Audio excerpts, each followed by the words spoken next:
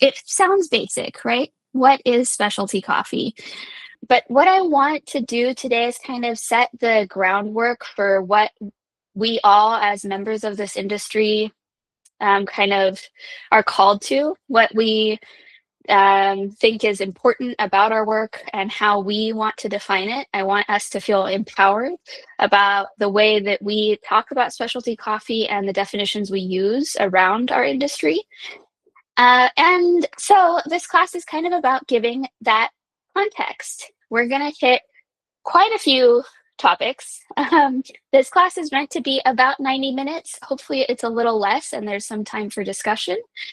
But we're going to talk about like framing this idea of specialty coffee. We're going to do a quick world tour, which is also kind of a historical review of where coffee came from and how it got to other places. We're going to spend quite a bit of time talking about the evolution of quality. I think this is really important.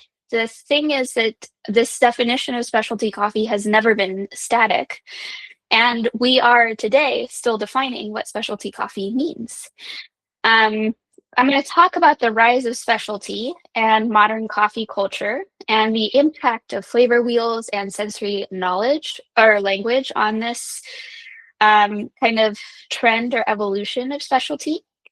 We're going to talk about the new coffee value assessment form, which was officially launched last year, although it's been in beta and in use for 2 or 3 years now. And with that new form, we have some new definitions that we'll be exploring. From there, we're going to talk about what is happening right now in our industry and what we can look forward to as things continue to evolve and how we can continue to shape our definition and our industry so that we're making conscious decisions to make coffee better. So this is not a seed to cup class. We're talking about how specialty became specialty. We're going to start with this question, and this is something I want you to think about this whole month, right? This is the theme for the month. Who is it that defines what's special? You don't have to have an answer right now.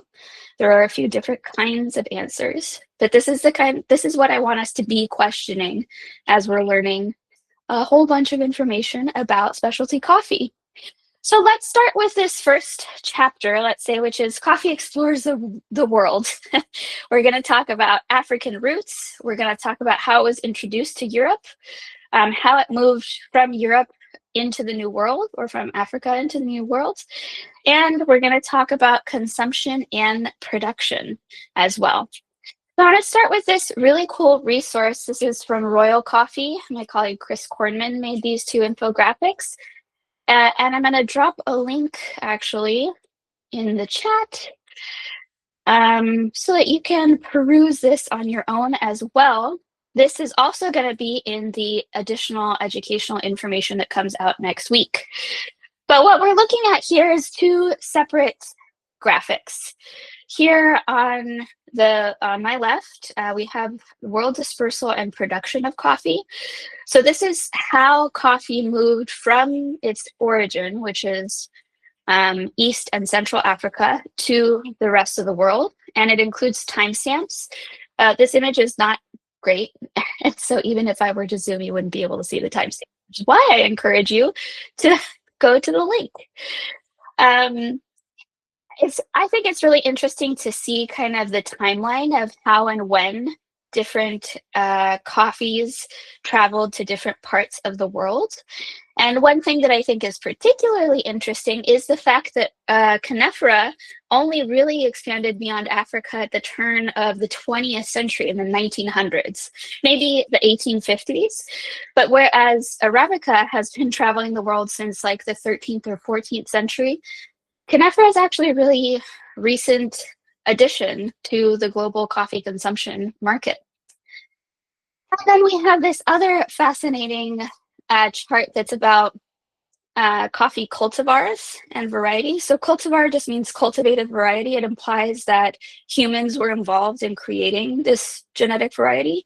And variety kind of implies that it happened on its own spontaneously. This is also fascinating because you can see that most Arabica varieties came from very few source or parent um, varieties, and that these were like carefully paired and cross-pollinated and created this wide array of coffee varieties that we're familiar with today. But I do want us to kind of realize that there isn't as much genetic diversity in Arabica as we might think. So we have like dozens of different names for different genetic types of coffee, but the genetic resource that they all come from is just 4 different plants. Pretty interesting, in my opinion.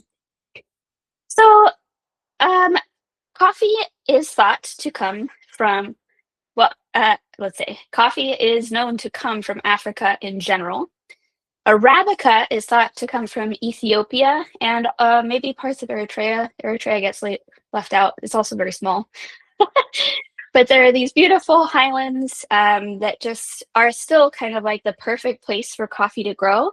And if you're lucky enough to travel to Ethiopia, you'll get to see huge genetic diversity of coffee plants and kind of see how they can grow as tall as trees and have thick trunks and also have dwarf varieties, and how they kind of just do quite well at high elevation with a certain amount of rain and a certain amount of sunlight, and they just thrive.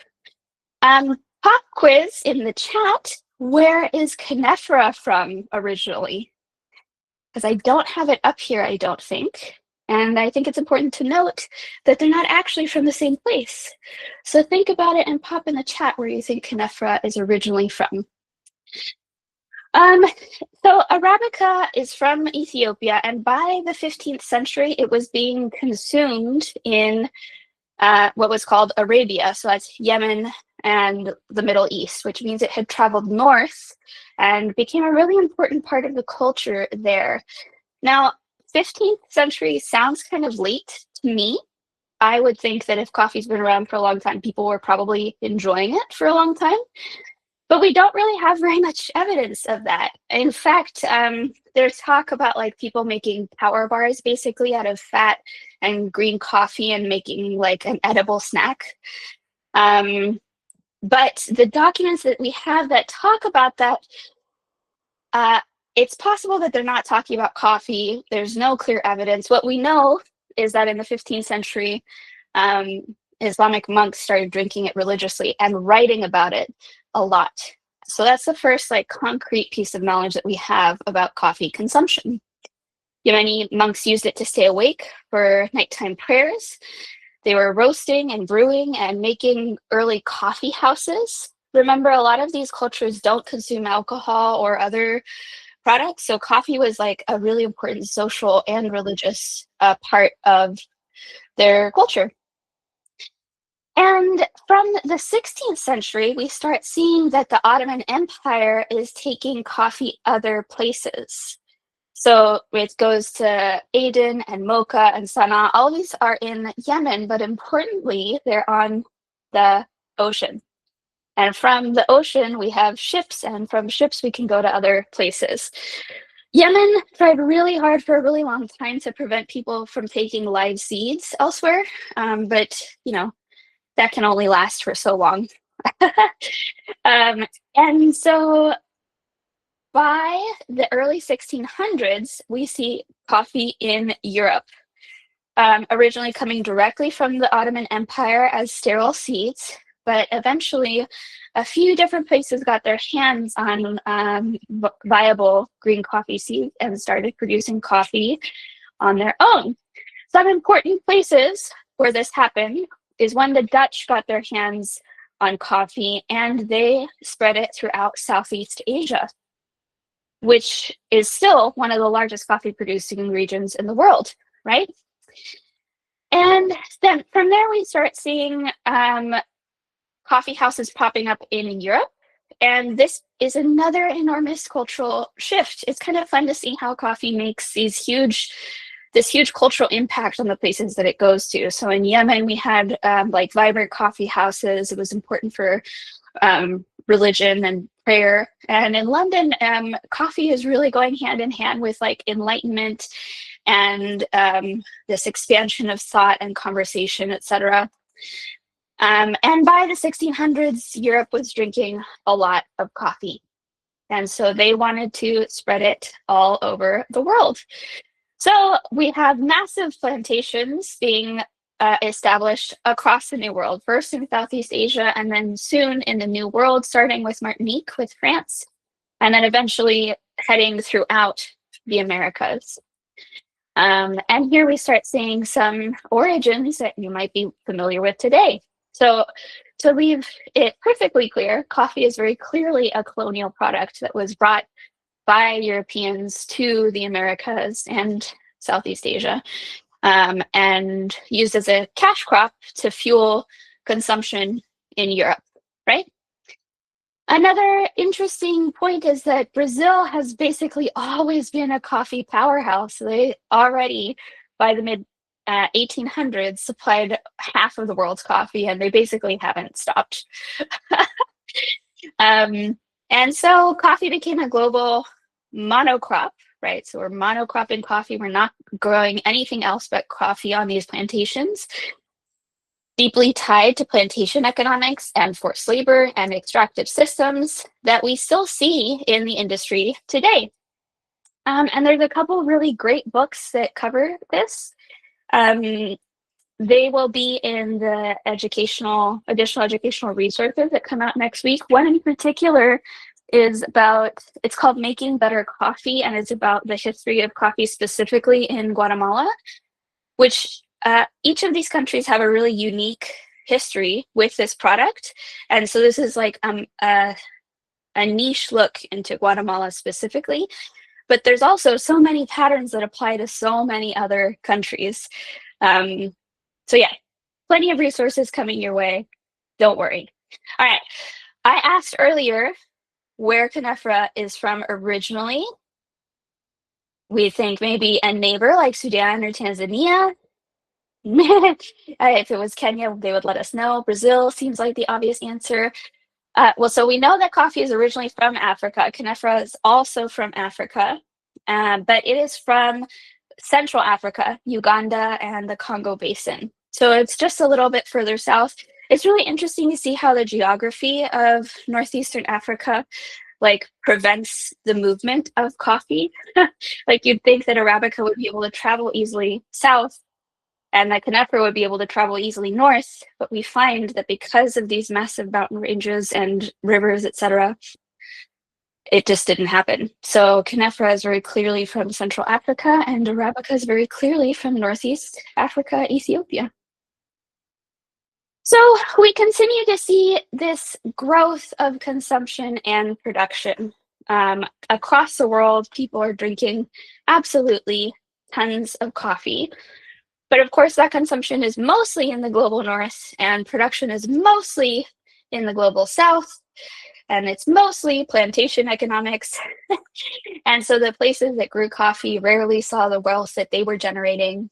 And even when many of these countries gained independence, they weren't able to really benefit from this incredibly profitable product that they were producing.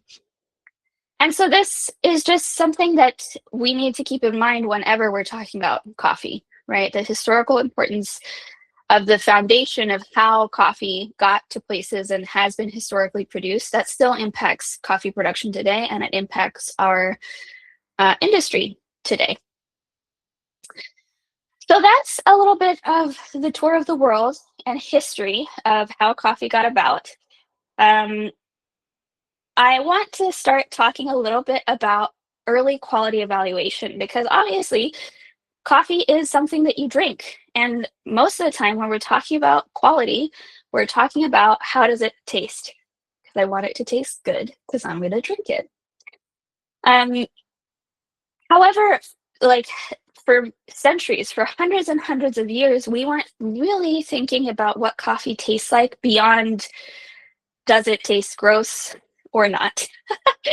And when we talked about quality, we were mostly talking about green coffee quality, meaning how does it physically look? How do these seeds look? And this is another important discussion to have. We're currently kind of reevaluating our green coffee standards, which are a little bit of a holdover from this era, because there actually isn't enough scientific evidence to support the idea that ugly coffee beans make gross coffee brewed. It's possible that ugly coffee beans make perfect coffee. We actually don't know. But for hundreds of years, we thought, well, if it's ugly, then it's going to taste gross, and I'm not going to buy it, and I'm not going to pay good money for it. To put it in even like broader terms, though, we also, when we're talking about quality evaluation in quotation marks back then, we're just saying, like, did it smell like coffee, or did it smell like hay? Did it smell like dirt? Did it smell like manure? Did it smell like the spices it was shipped with? What did it like? Was it contaminated? Yes, no. And the idea is that if no, then it's probably great. And we didn't get much further than that. So now the question is, how did we get from it's not gross, doesn't smell like not coffee, to it tastes like yuzu and florals and milk chocolate and syrupy and blah, blah, blah, blah, blah. And this is how we get to the idea of cup testing, which eventually becomes cup tasting, which eventually becomes cupping. This started just in the 1900s, basically. I'm very proud to say that a lot of this started in the Bay Area in San Francisco. San Francisco was at the time a major, major hub, a port for coffee especially, but also for tons of other products. And there were some really powerful coffee roasting companies in San Francisco who benefited from being so close to the port. And they started doing cup tests where, for the first time, basically, they tasted the coffee as a means of evaluation rather than just looking at it. And over the years, that process became a little more formalized, and we started getting like commercial quality control practices around cup testing for traders and importers. This was still quite a Wild West. People didn't have firm standards, or at least there weren't industry standards. There were internal trading house standards that they might implement, but nothing was formalized. And slowly, we start moving from the idea of I'm just testing this cup to see if it's defective. Like, does this coffee taste like phenol, like over-ferment, like mold, etc., to saying, okay, well, it doesn't taste like mold, but I do taste the difference between this coffee from Colombia and this coffee from Ethiopia. They don't taste, it's not just coffee. There's more to the story. And this is where we have a really foundational moment and person in our coffee industry history, which is Erna Knudsen, who is based here in the Bay Area. She's originally from Norway, and she immigrated to the US as a kid, worked in San Francisco at a trading house. In the 70s, she worked at a coffee importing firm called BC Ireland. She was a secretary, and she noticed that these importers were treating coffee as this bulk, undifferentiated commodity product. And she saw that there was potential for differentiation. For many years, she actually wasn't allowed to participate in cuppings, but she persisted. And eventually, over the years, she ended up buying that company and revolutionizing the industry, basically. And in 1974, she coined the term specialty coffee. So Erna Knudsen is the person that we have to thank for this idea of specialty coffee. And the idea is that what she was proposing with this concept is that there are coffees that have distinctive flavors, that origin matters, and that different flavors can lead to different value, rather than just saying, oh, well, it's just coffee. So she started importing small lots of high quality specialty coffee. And this was part of the evolution of the first and second wave. She was sourcing coffees from Sumatra and Mandailing and Mocha and Java and selling them to smaller roasters instead of just selling mixed containers that were kind of anonymous. She started fighting for quality and creating space for specialty coffee, as well as, of course, for women in our industry. So she's awesome. In the additional educational resources, you'll get a really great article by Ashley Rodriguez for Ms. Magazine about Erna Knudsen. But she's a hero. Just know. And so Erna Knudsen first used the term specialty coffee in 1974, and from there we start to see a shift. In 1982, we have the Specialty Coffee Association of America. So this is just in the US. I got to work for Bob Fulmer, who was one of the founders of the SCA at Royal Coffee. And this was kind of like a trade association for these importers who were starting to differentiate their coffees. In 1985, Ted Lingle, who's the grandfather of specialty coffee, started or published the Coffee Cuppers Handbook. This is the first time that we have clear protocols for how to cup coffee. So up until this point, people were still cupping however their trading house had cupped for decades, or not cupping at all. There was no industry standard, no universal practice. That changed with the Coffee Cuppers Handbook, and we still use this tool. It was the protocols were recently updated, but like the standards are the same as they were in 1985 when Ted Lingle published this book. From the 90s into the 2000s, we start seeing barista culture, roaster retailers. We see the growth of Starbucks and Peet's and Coffee, Tea, and Leaf. We start seeing training standards for baristas and roasters, etc. In 1996, we have the first Cup of Excellence. And here again, we're highlighting quality. We're saying there is potential to have higher value coffees that taste better, and we will pay more money for them because of how they taste, which is pretty cool. And in 2000, we have the Coffee Quality Institute founded. And in 2004, we have the Q grader system. And the Q system was originally designed to grade coffee, not to certify cuppers. So again, we have this idea of differentiation, of certifying for quality, of understanding that quality is directly connected to value. And along with all of this kind of seismic industry change, we have the World Barista Championship. I actually have another fun question for the chat. I want to know, where do you think the first WBC championship was held? What city, what location? It was first held in the year 2000. Oh God, does it say on this slide? Let me check. No, I don't think it does. Please guess. It's not what you'd expect. I can tell you that much. Pawnee, Indiana, Rachel. All right.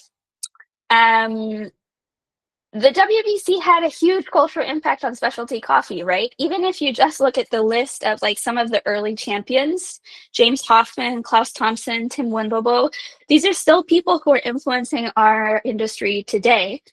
And their like launching off point was winning a World Barista Championship title.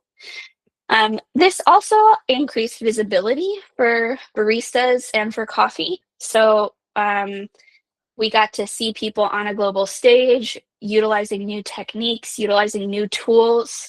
We saw some really fun trends start with like production and collaborating with producers and promoting certain kinds of coffee. There's an argument to be made that like the resurgence, because Ethiopia has always been popular, but there was a huge resurgence of getting washed Ethiopian coffees and washed Kenyan coffees that's directly tied to these early WBC championships, absolutely. And there's also a very clear trend starting around 2013, 2014, where we move away from washed almost entirely and start really pushing the boundaries on fermentation, on naturals, on honeys, on anaerobic coffees, etc. There's also all these bar tools that were made popular by the WBC, like using EKs for espresso, like using the OCD distribution tool, the puck press, freezing coffee beans and grinding them, etc. There's just, I think it's hard to understate the impact that the Barista Championship had on the industry. And it's really interesting to see how these trends kind of rippled outwards. And it's also important to note that there are barriers and inequities to the Barista Championships, right? They amplify these specific aesthetics or aspirations of the specialty coffee industry. But there's also this constant tension between having global influence being the Barista Championship and unequal global participation.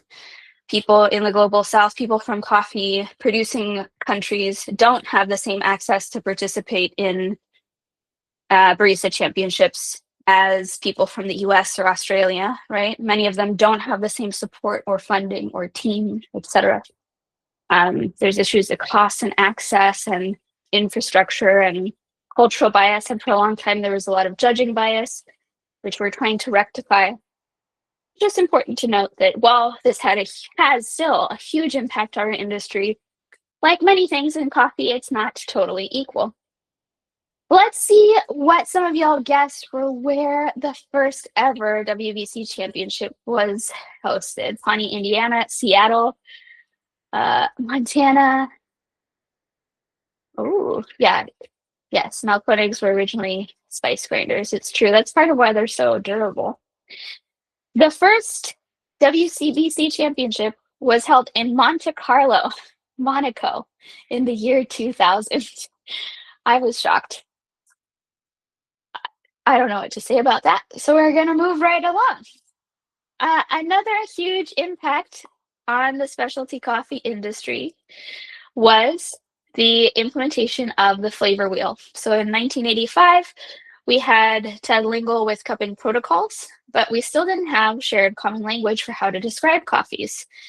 And the SCAA in 1995 published this first stab at creating that language. In 2013, we saw a pretty big update, not from the SCA, but from Counterculture. And something cool about this flavor wheel is that it also includes a defect flavor wheel, a little smaller one with all the gross flavors, which I find really useful because as much as we need to calibrate on specific flavor notes and traits, we also need to calibrate on defects and defect identification. And in 2016, we have a huge update made in collaboration with UC Davis and World Coffee Research, as well as the SCA. The first flavor wheel is, of course, based pretty heavily on the wine industry, and we really haven't gotten away from that. But this wheel has 110 different references for flavor and aroma and texture. It also comes paired with a lexicon. So here you have recipes and references for every single descriptor on the wheel. So you can make your own references and read the descriptions and really build a clear framework for how professionals in our industry are evaluating coffee. And the structure is pretty important too. We're starting with like big basic flavors in the center and moving more and more specific as we get further out to the edges, which is pretty cool. The colors also have certain meanings. It's just really well organized and it's still a really incredible tool. And so this brings us, I know it's not 2016, it's literally 10 years later, but this brings us to today, basically. And now I want to ask again, based on all of this, what is specialty coffee? And we do have some industry references to pull from. So up until last year, we had a definition that was supported by CQI and the SCA that said specialty coffee is any coffee with a cup quality score higher than 80 points. And that score needs to be given by a certified and calibrated Q grader. In addition, that coffee cannot have any cup defects, cannot have any primary grain defects, and can only have less than 5 secondary green defects. So again, you can see how heavily green defects impact this definition, which is something we're evaluating. We have to have it taste good, right? It can't be defective.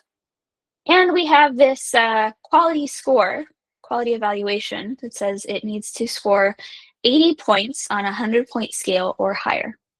This is the definition we used from 2003 until 2024. I think the definition came out earlier. And now, from 2024 on, we have this new definition from the SCA, which is a coffee or coffee experience recognized for its distinctive attributes that give it significant extra value in the marketplace. So what are some things that have changed in this new definition?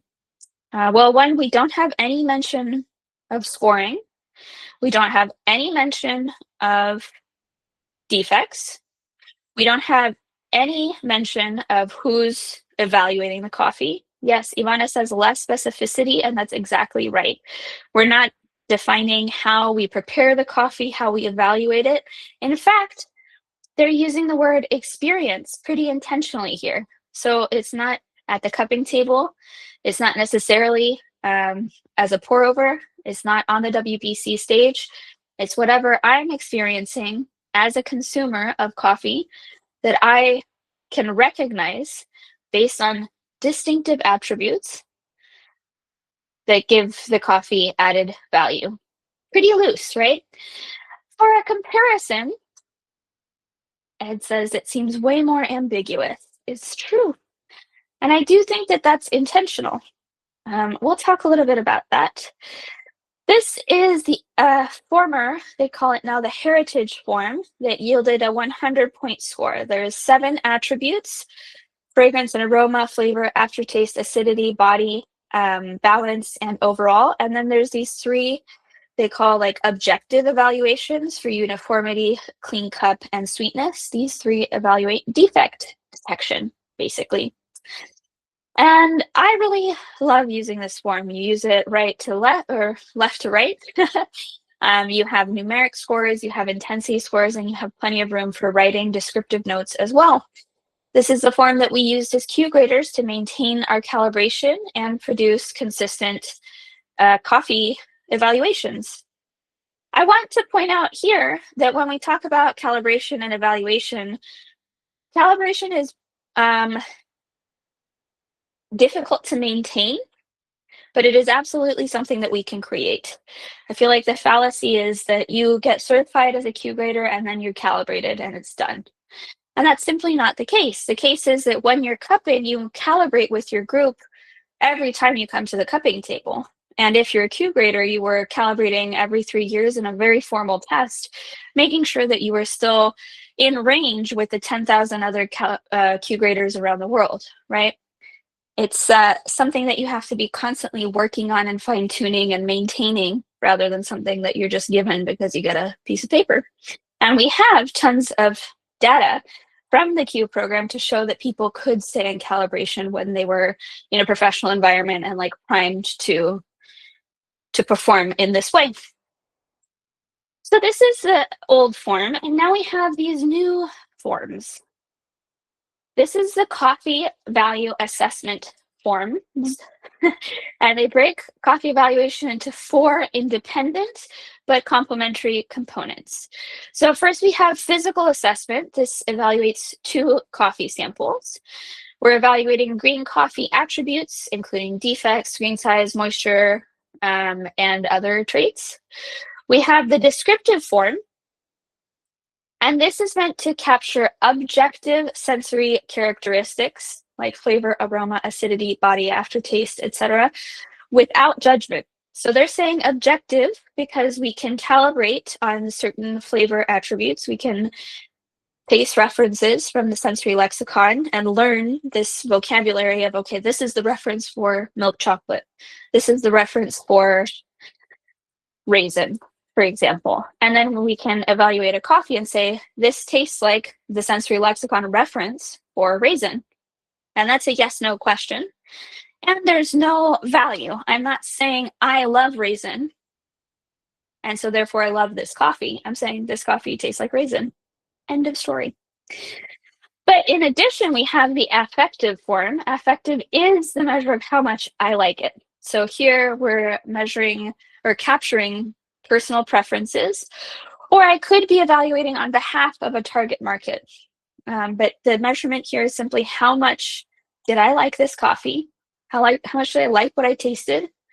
And based on that, what value does it have for me, just for me, because I liked it or not? And then finally, we have the extrinsic form. This says beta, but we actually came out with the final, the alpha version, or whatever, not alpha, the real one, in December of last year. It didn't change very much, but it is slightly different. And here we're documenting external or contextual information like origin, variety, processing method, certification, sustainability data, brand narrative around the producer, the farm, etc. And so one key difference here is that this is one form that I can use to evaluate 3 coffees. And this is 4 forms that I can use to evaluate 1 coffee. To be fair, each of these has room for 2 coffees, but I just want to underscore that this is slightly less practical. They do offer the combined form. So this is one sheet that houses all 4 of those evaluations and can be used for 1 coffee. However, they highly recommend that you don't use this because part of their argument is that this OG form mixes objective and subjective evaluations, and apparently we're not supposed to be doing that in sensory evaluation. And so they broke it apart so that you would just be doing subjective and just be doing objective. And so this is meant to be less than ideal, and yet it's the only way to evaluate coffees in any way that resembles efficiency. And even saying that, I don't think that efficiency is quite the word for this form. So just to summarize what happened last year, CQI, well, the SCA absorbed the Q aspect and the educational and cupping training aspects of CQI. So the Coffee Quality Institute still exists, and they still teach post-harvest processing and Q processing. They don't have anything to do with the Q grader program. They don't do any quality evaluation training. They just work at origin with production. And so the new Q grader program is built on the new CVA form. This program is live. It launched just this year. There was a potential for Q graders to update their certification in this new system. That opportunity has closed as of December of last year. And so the CVA does not use a 100-point form. It just has a broader modular system that aims to capture sensory quality as well as market and emotional and contextual value. So we are, according to the system, no longer using points to denote quality in any way. In this system, we don't say this coffee is an 86 or a 90 or a 75. And more importantly, even if we had numbers, we would not associate those immediately to objective quality. Rather, we're saying, oh, I scored it a 91 because I subjectively think this is a fantastic coffee. And the implication there would be that if I think that it's a 91 coffee and I really love it, that I would value it more highly, and hopefully I would pay more money for it. But there isn't really a mechanism to ensure that in any way. And we've done away entirely with objectivity. We're no longer saying this coffee is objectively specialty. We're saying, well, how much do you like it? So this is the new definition for our industry today. It's a coffee or coffee experience recognized for its distinctive attributes that give it significant extra value in the marketplace. Do we have any reactions or thoughts about this? This brings us up to today. So after this slide, we're going to start looking at what we can look forward to in the future what we might be thinking about. Does anyone prefer this updated specialty coffee definition? Rachel says no.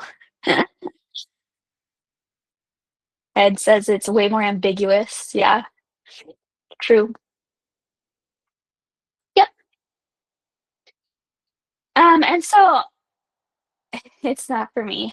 This is kind of why this, I'm going to jump ahead for 1 second. We're going to click back.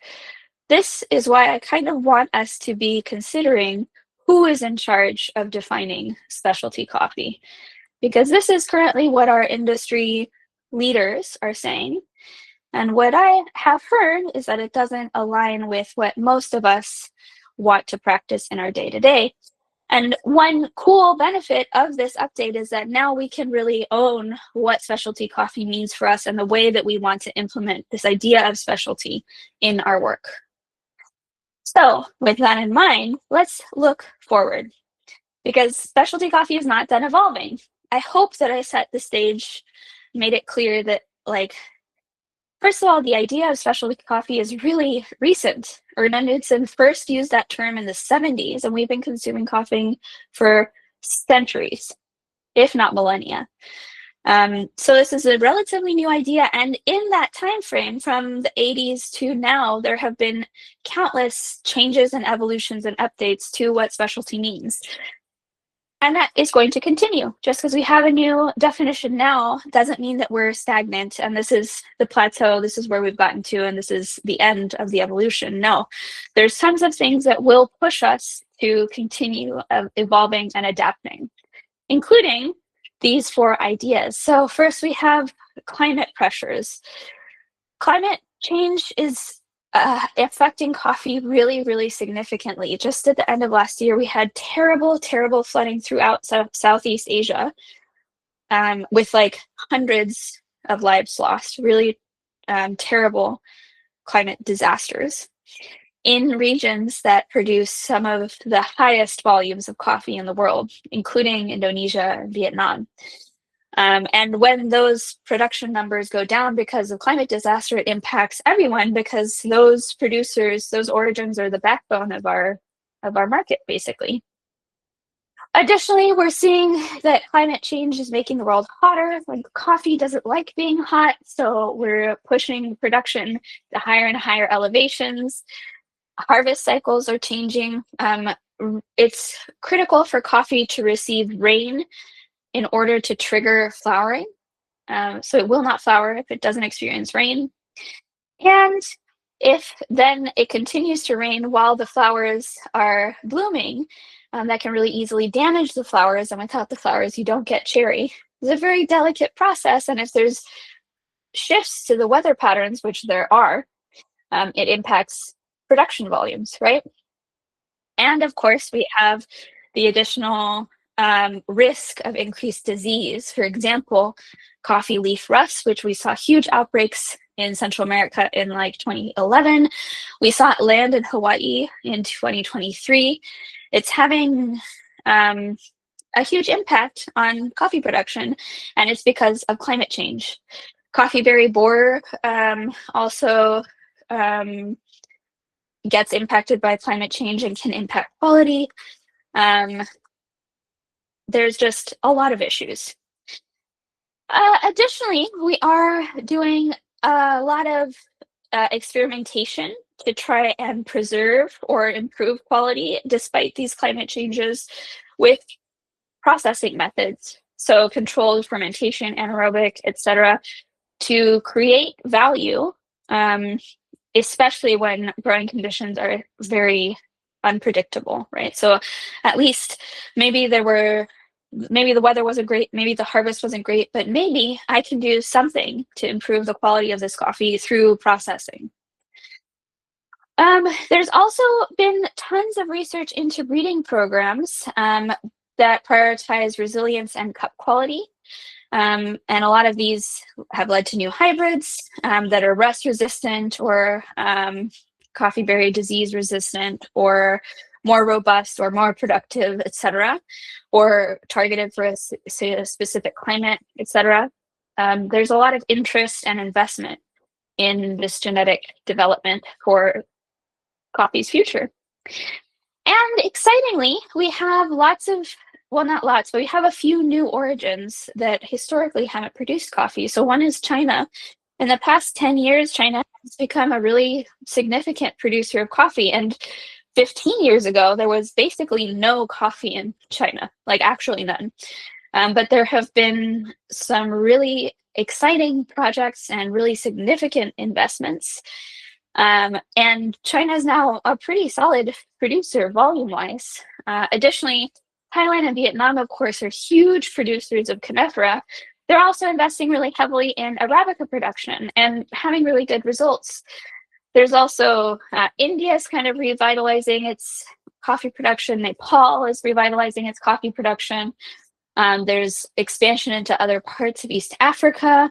And there's fun farms like Fringe Farm here in California. There's a coffee farm in Sicily. All kinds of exciting stuff. So another thing I want to touch on is market pressures. Basically, since the pandemic, we've seen extreme C market volatility. And if you look at historic trends, the C market has actually really never been stable.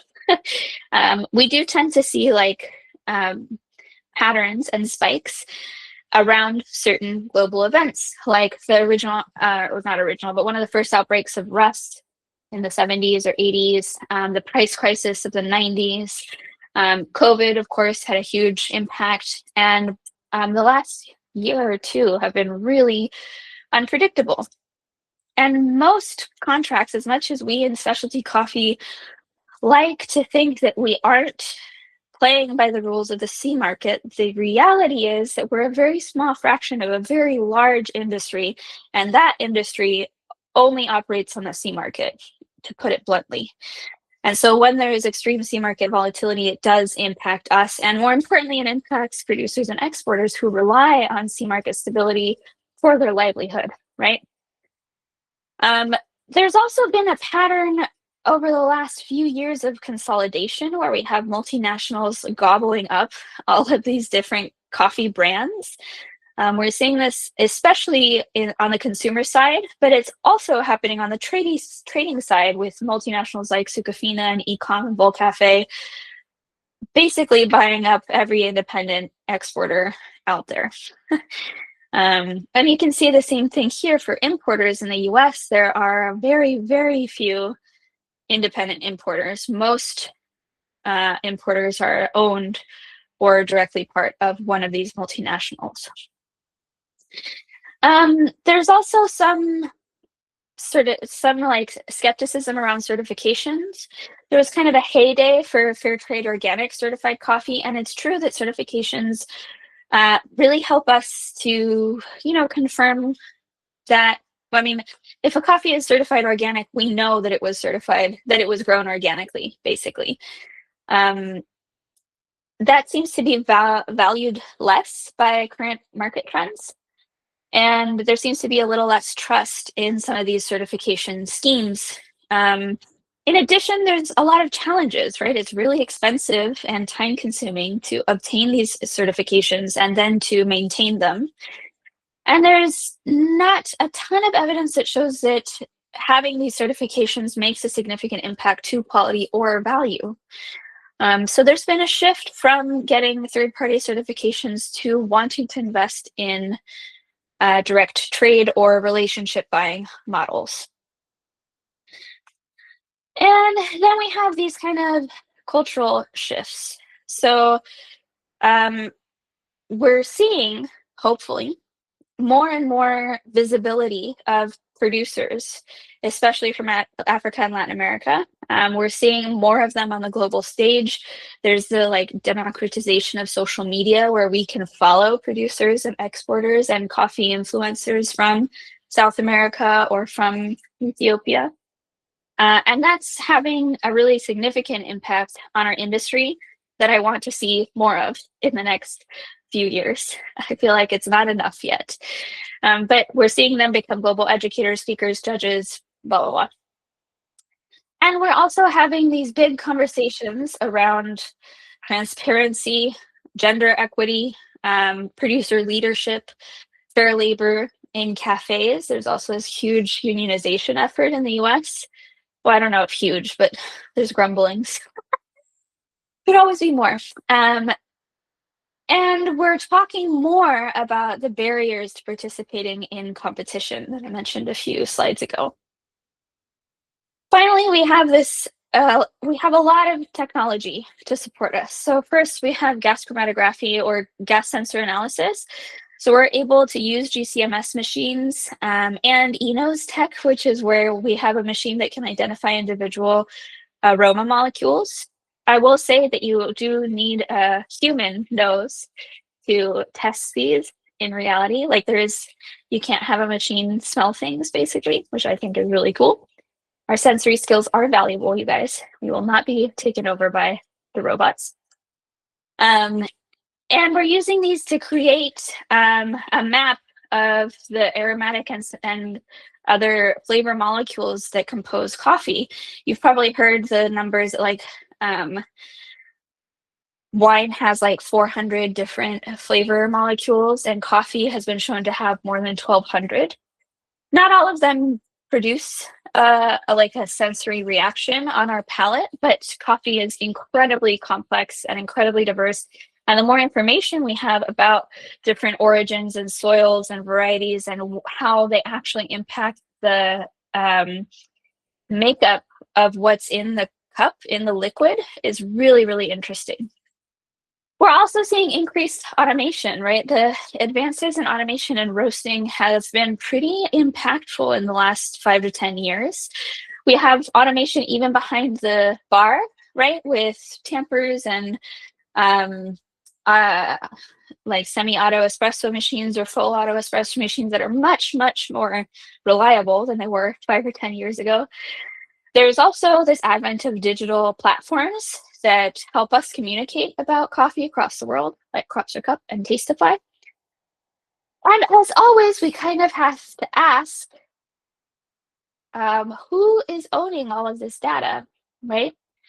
Who has access to the reports for the GCMS analysis that they've done on coffee? Who has access to all of the Crops Your Cup reports or all the CQI information? Who owns that and who gets access to it? And also, when we're automating all of these things, does that mean that workers are getting sidelined, or are they getting paid less? Are there less jobs in our industry than previously because of automation? These are just some important questions to ask. And so I think it's important to remember that specialty coffee is really vast and diverse. And we're seeing that people value not just quality, but also transparency, equity, producer agency, sustainability, and relationship-driven trade in the coffee that they're buying. And the hope is always that this continues to kind of travel downstream to our consumers as well, right? To our customers. And that's why it's so important that we think critically about how we are defining specialty coffee and how we want to embody specialty coffee through our work. What are the things about specialty that we care about? And once again, I want to empower you to create your own definition, because I don't think that we necessarily need to adhere to what people tell us. Especially not big companies who aren't aware of the situation on the ground floor, right? So while it's nice to have industry alignment and common language and common ground for how to talk about this, I also think that each of us as professionals in the coffee industry get to define for ourselves and for our communities what makes specialty coffee. And that wraps up our lecture. Do we have questions? Let's see, I'm rolling through the chat. Ed says, I don't have any examples of how this new criteria applies to what would be a memorable coffee experience positively. Yeah, the CVA system is, it's really different. Um, I will say, like, some people seem to be enjoying it, and I'll say that as I use it more, I find it easier to use. Um, but yeah, it's pretty different. It's a pretty different system. Yep. Any other questions? I'm gonna come back to your beautiful faces. Hello. Hello, darlings. Comments, thoughts?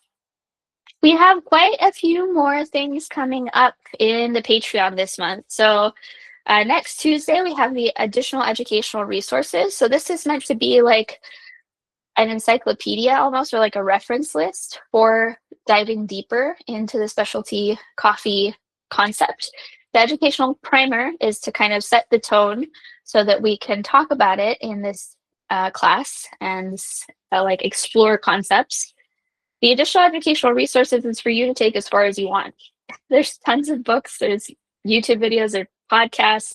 There's like more information than I imagine. Maybe I'm wrong. You could navigate in 1 month.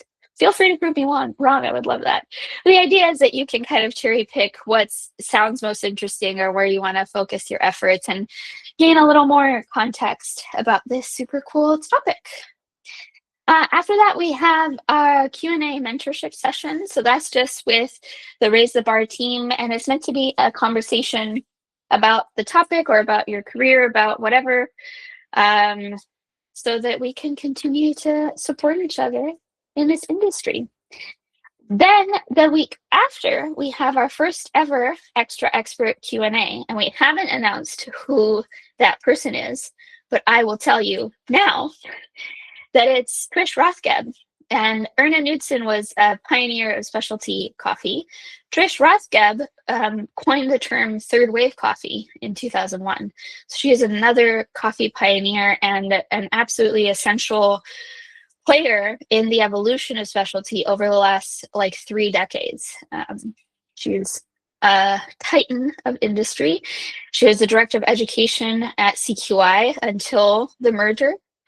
And so her perspective is so unique and so interesting. And I'm really looking forward to talking to her. And I encourage you all to ask her questions. I'm going to solicit questions from y'all in the chat. Whatever you want to know from this, again, absolute expert, let us know so we can ask.